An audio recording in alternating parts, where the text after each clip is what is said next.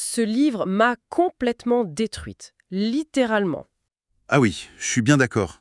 C'est un choc. Que ce soit en livre audio ou en format papier, Sans famille d'Hector Malot est une expérience qui prend aux tripes. C'est vraiment une exploration approfondie de la brutalité et de la résilience humaine. C'est viscéral. Absolument viscéral. C'est le mot. On y suit Rémi, un enfant de 8 ans, qui se retrouve plongé en plein cauchemar, vendu sur la table crasseuse d'une auberge. On nous vend souvent ça comme un gentil conte d'aventure, alors qu'en fait, c'est un manuel de survie impitoyable face à la misère. C'est fou quand on y pense, non? Oui, c'est incroyable.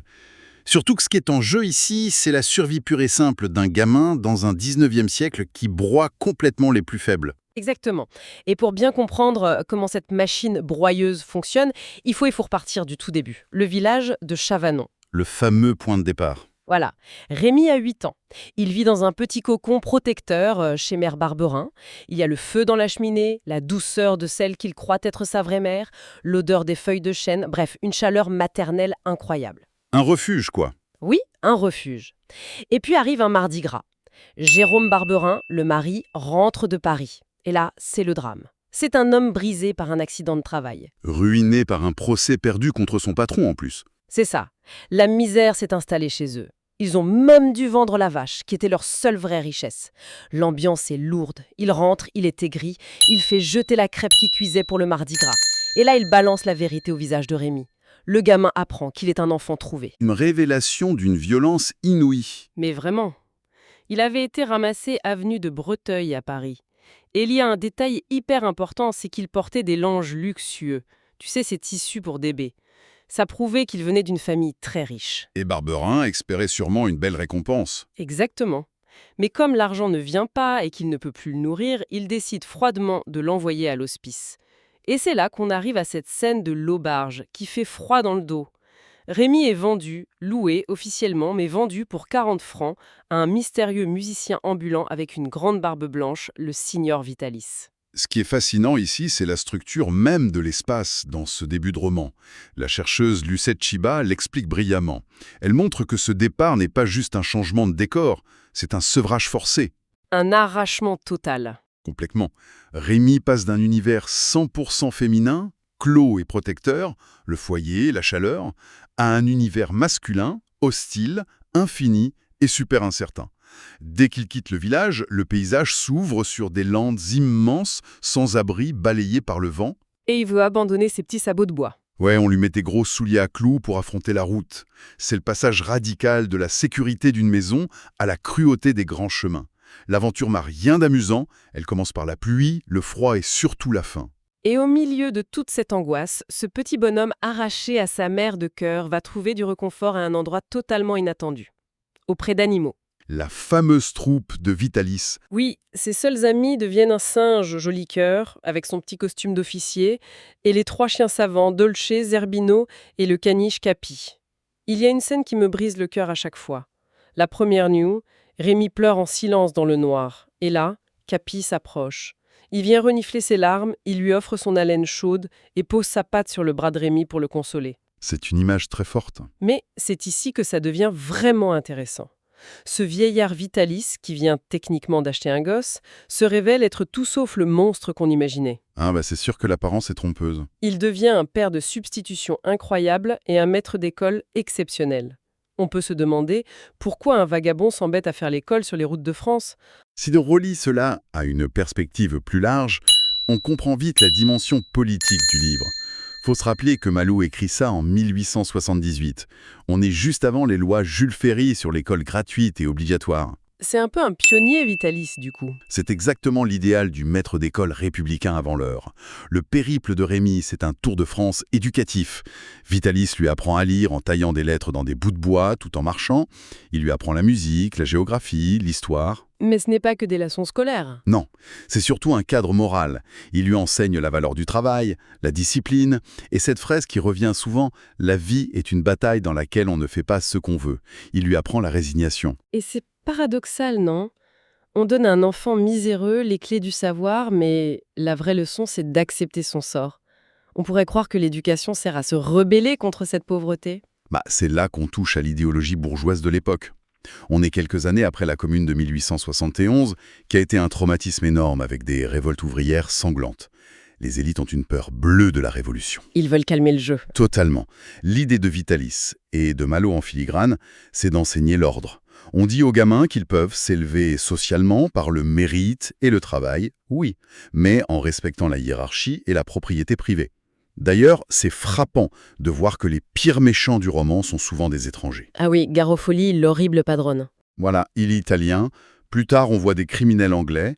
En mettant le mal sur le dos des étrangers, l'auteur limite sa critique de la société française et maintient l'ordre établi. On dit aux enfants de lire pour s'en sortir, mais sans renverser le système. Sauf que même en étant éduqué et docile, le 19e siècle ne fait pas de cadeaux. C'est une machine à broyer les faibles. Malo décrit ça avec une noirceur incroyable. Surtout cet hiver terrifiant. La fameuse descente aux enfers. C'est insoutenable à lire. La petite troupe se retrouve prise dans une tempête de neige apocalyptique. Le froid est glacial absolu. Attirés par la faim, des loups encerclent le campement et dévorent les chiens Zerbino et Dolce. La violence de la scène est glaçante. Et ça ne s'arrête pas là, hein. Jolicoeur, le petit singe, attrape une pneumonie. Vitalis donne tout son argent, fait des sacrifices immenses, mais le singe meurt quand même. La conclusion de toute cette tragédie, c'est la mort de Vitalis lui-même. Une fin bouleversante pour un tel personnage. Il s'effondre de faim et de froid dans les rues de Paris du côté de la glacière. Il passe ses toutes dernières forces à recouvrir Rémi avec son propre corps et des brindilles pour le garder en vie. C'est décrit de façon tellement clinique qu'on se croirait dans un documentaire sur la précarité. Cela soulève une question importante sur la précarité de l'époque qui ne touchait pas que les vagabonds. La sociologue Tiffaine Martin insiste beaucoup là-dessus. L'œuvre montre que le monde du travail dit honnête est tout aussi mortel. Faut prendre l'exemple de la famille Aquin. C'est le jardinier qui recueille Rémi après la mort de Vitalis, c'est ça? Exactement. Le père Pierre Aquin l'adopte, Rémi découvre enfin une vraie stabilité. Il travaille la terre, il s'attache fort à la petite Lise qui est muette.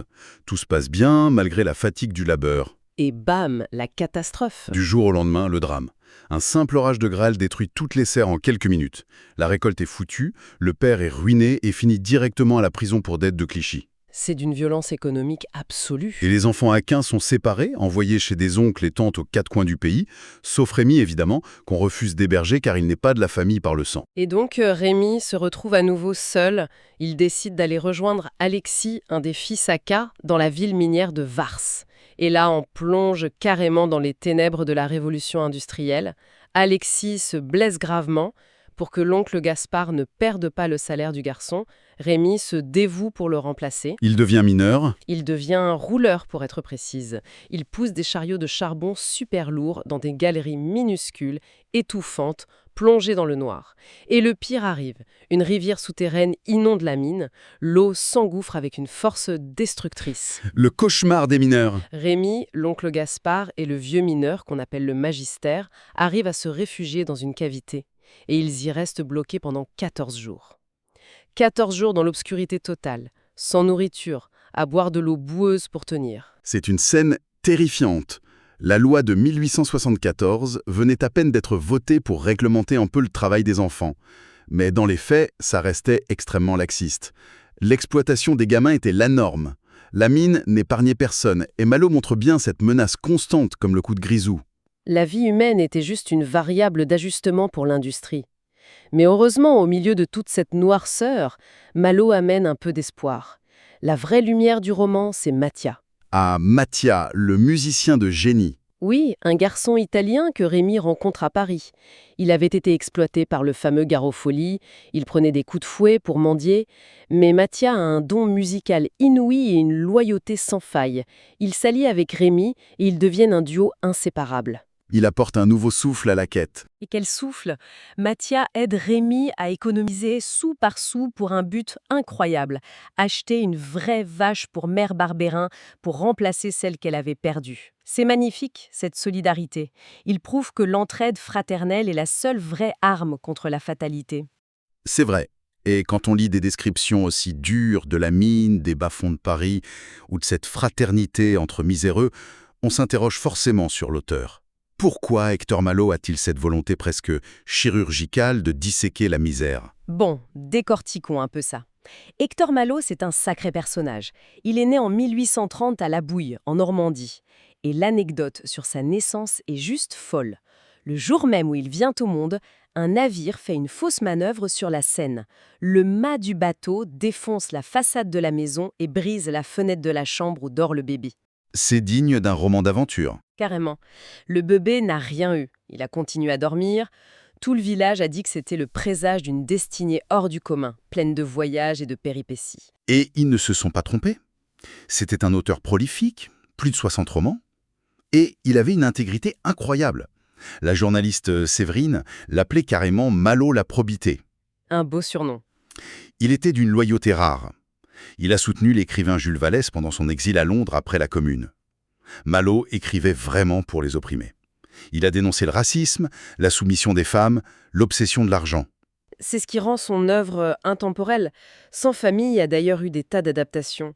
Des vieux films muets, jusqu'au film récent de 2018 avec Daniel Auteuil, tourné dans les paysages grandioses de l'Aubrac, et même au théâtre avec Jonathan Capdevielle. Mais pour beaucoup, l'adaptation culte, c'est la série animée. La fameuse série japonaise de 1977. Oui, de l'immense Osamu Dezaki. D'ailleurs, il y a un truc remarquable avec cette série, c'est qu'elle prend de grosses libertés avec le texte. Dezaki change la mort du singe Jolicoeur. Au lieu de mourir dans une auberge, il s'éteint tragiquement sur scène pendant un spectacle pour ne pas décevoir Rémi. C'est encore plus dramatique. Oui.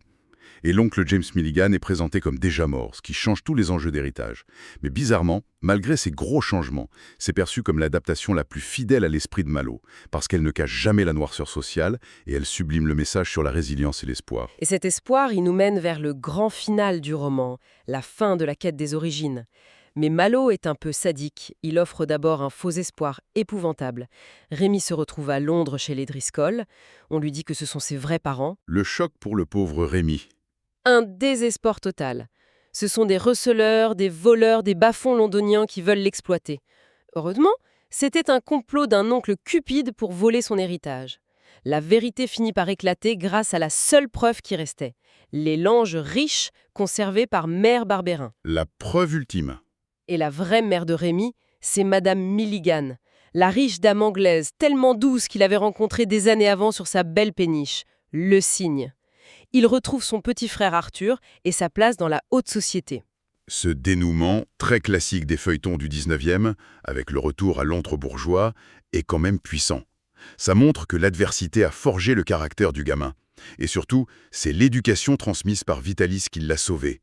Sans savoir lire ni raisonner, il n'aurait jamais pu déjouer les pièges des adultes. Alors, qu'est-ce que tout cela signifie au fond?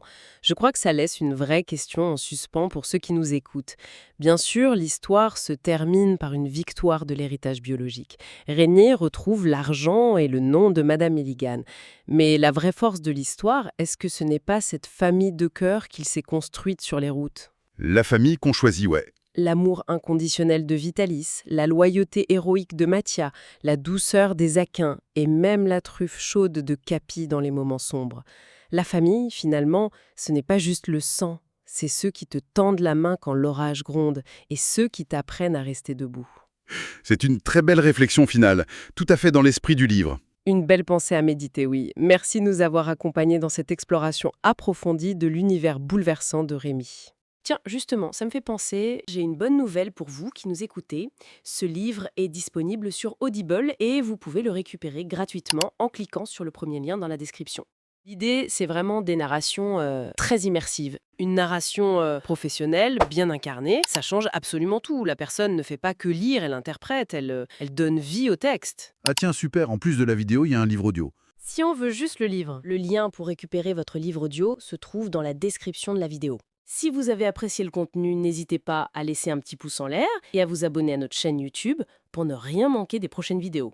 Pour ma part, je vous donne rendez-vous très bientôt pour une prochaine vidéo. En attendant, je vous souhaite une excellente fin de journée ou une agréable soirée et à très vite.